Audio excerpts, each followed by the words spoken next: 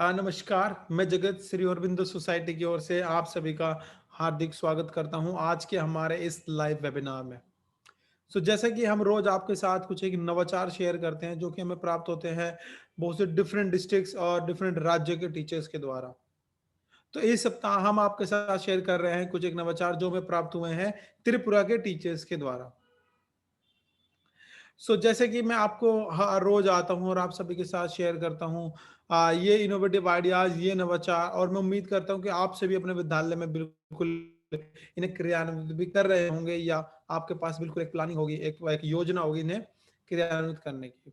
यदि आप भी अपना जो आपका इनोवेटिव आइडिया है, जो आपका नवाचार है, वो हमारे साथ शेयर करना चाहते हैं, यदि आप भी जानना चाहते हैं कि कैसे इन नवाचारों को हम तक आप पहुंचा सकते हैं, कैसे क्या प्रक्रिया है इनको सेलेक्ट करने की, कैसे हम आपके आइडियाज़ को लेते हैं, उनको फिर सेलेक्ट करने के बाद आपको हम कॉल करते हैं और आप बनते हैं हमारे इनोवेटिव टीचर।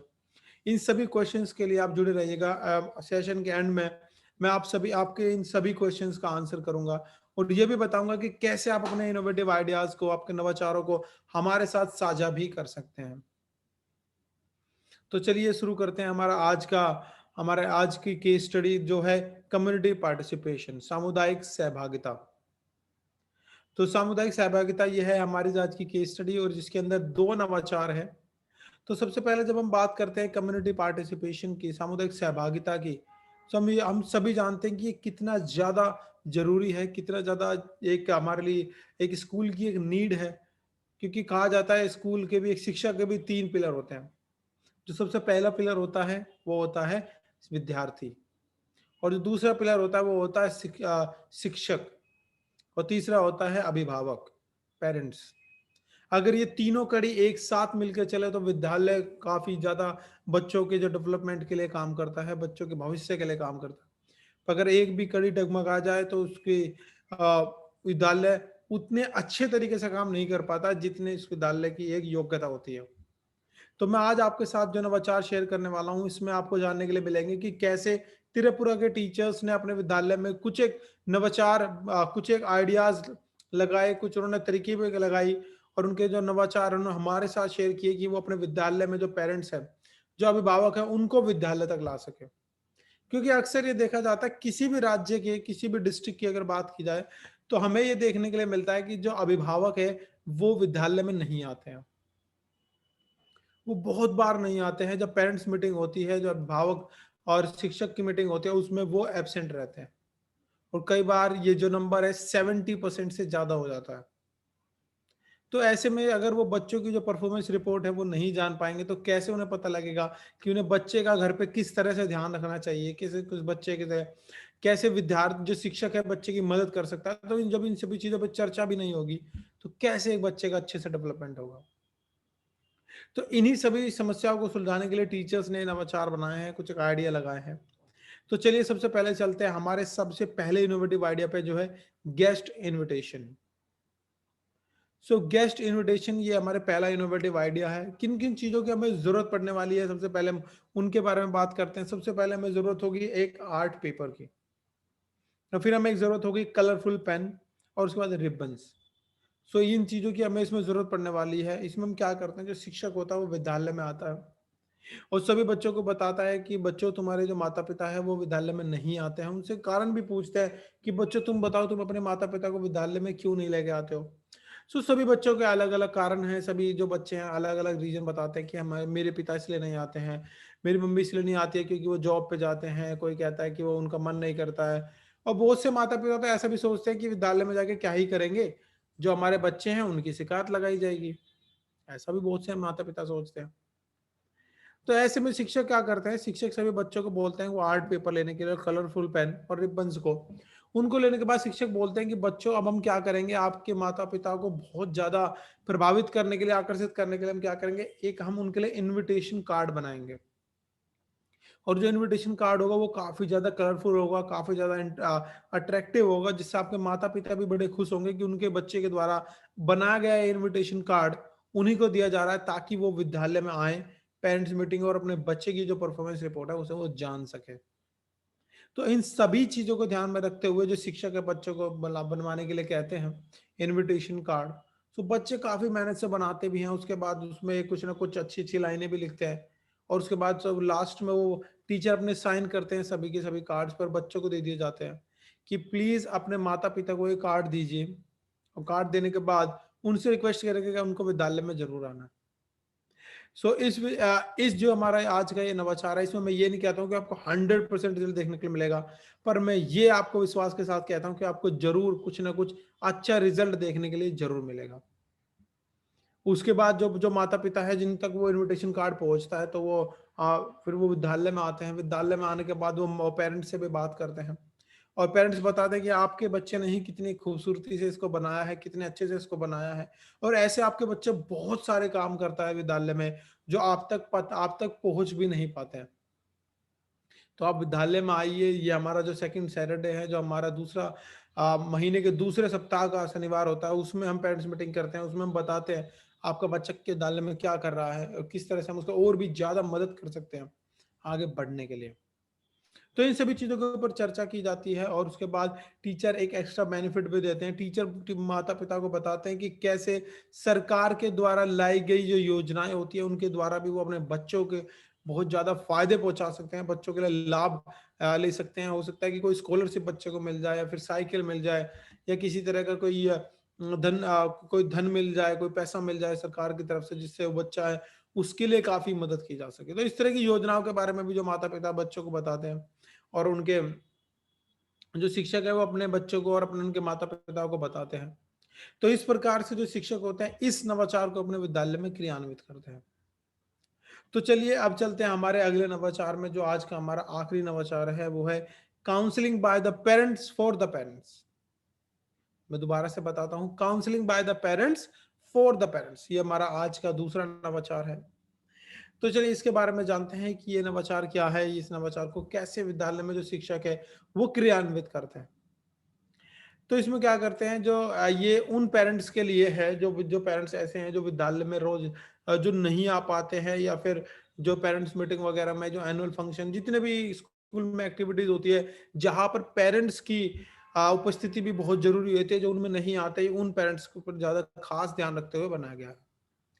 जिससे इसके नाम से प्रतीत होता है counselling by the parents for the parents. It means कि हम एक अभिभावक से दूसरे अभिभावक की काउंसलिंग कराने वाले हैं, ताकि ये जो दूसरा अभिभावक है जो विद्यालय में नहीं आ रहा है, ये भी विद्यालय में आना शुरू करे। तो चलिए जानते हैं इसका इम्प्लीमेंटेशन क्या है। शिक्षक ने जो 3 स्टेप्स में किया है, हम तीनों स्टेप्स को जानेंगे और देखेंगे कि कैसे शिक्षक ने इसका काफी ज्यादा फायदा लिया है, कैसे शिक्षक ने इसमें अपने विद्यालय और अपने बच्चों को फायदा पहुंचाया। तो इसमें क्या करते हैं, जो शिक्षक होते हैं सबसे पहले विद्यालय में आते हैं, सभी बच्चों से पूछते हैं कि बच्चों, जो आपके माता पिता है वो किस कारणवश वो विद्यालय में नहीं आ रहे हैं, किस तरह के उनके पास काम है, ऐसा क्या कारण है कि जो आपके माता पिता विद्यालय तक नहीं पहुंच पाते हैं। तो बच्चे भी अपने अपने रीजंस बताते हैं, कोई बताता है मौसी के गया है, कोई नानी के गए हैं। तो ऐसे बहुत सारे रीजंस जो बच्चे बताते हैं, जैसे हम सभी जानते हैं कभी कभी बच्चे कुछ ना कुछ बहाने भी जरूर बनाते हैं। फिर ऐसे में सवाल बनता है कि फिर जो शिक्षक होता है वो जान जाता है कि कितने बच्चे यहाँ पर अभी सच बोल रहे हैं और कितने बच्चे बहाने बना रहे हैं।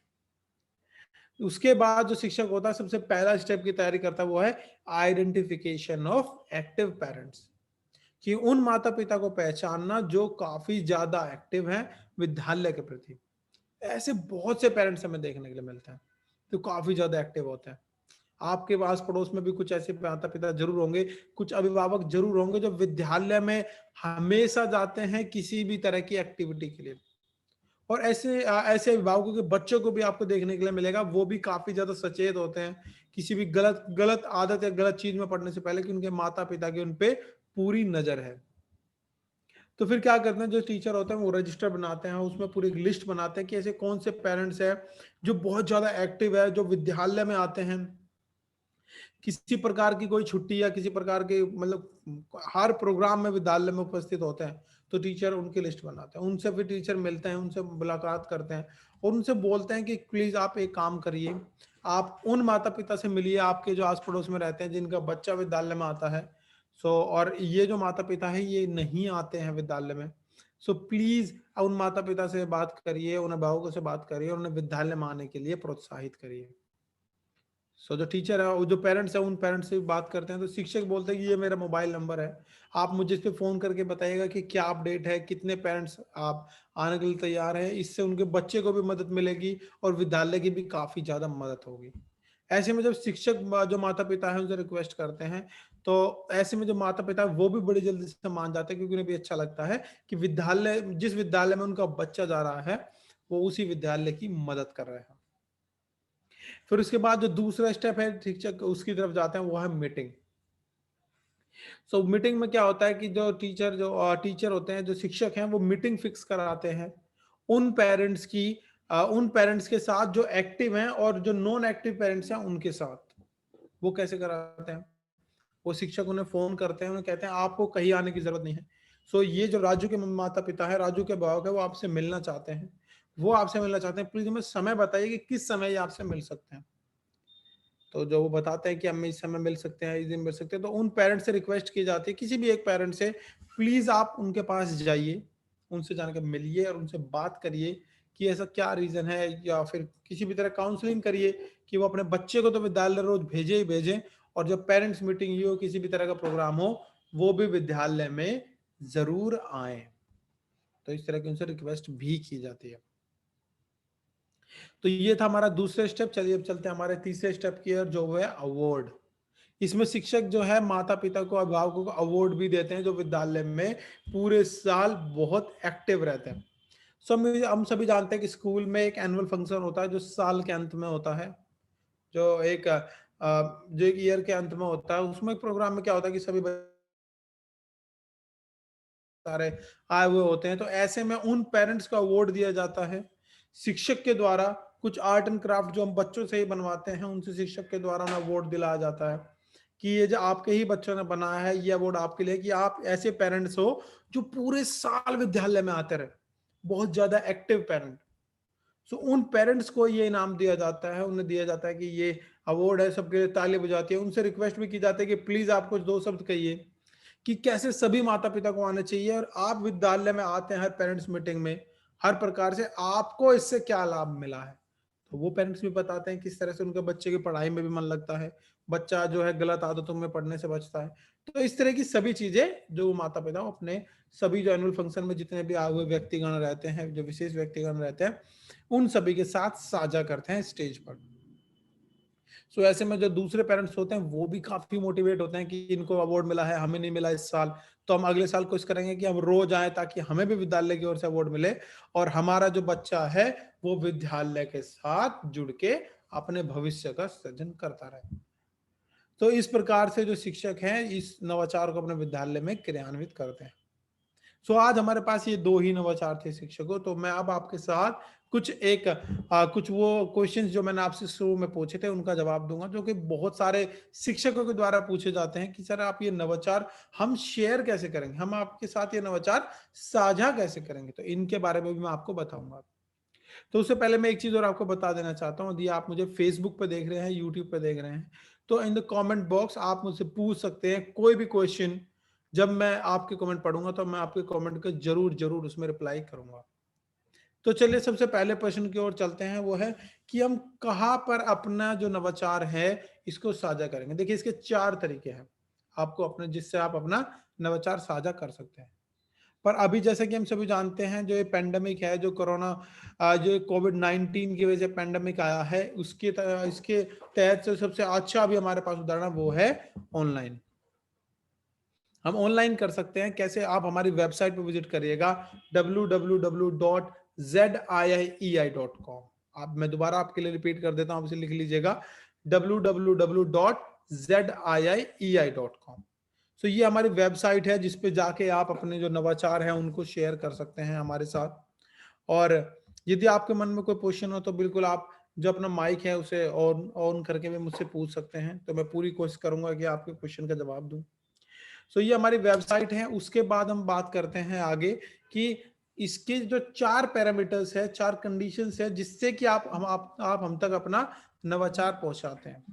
जो सबसे पहली कंडीशन है कि जो आपका नवाचार हो वो शून्य निवेश पर आधारित होना चाहिए। शून्य निवेश पर, जैसा हम सभी जानते हैं, हमारे प्रोग्राम का नाम है ZII EI।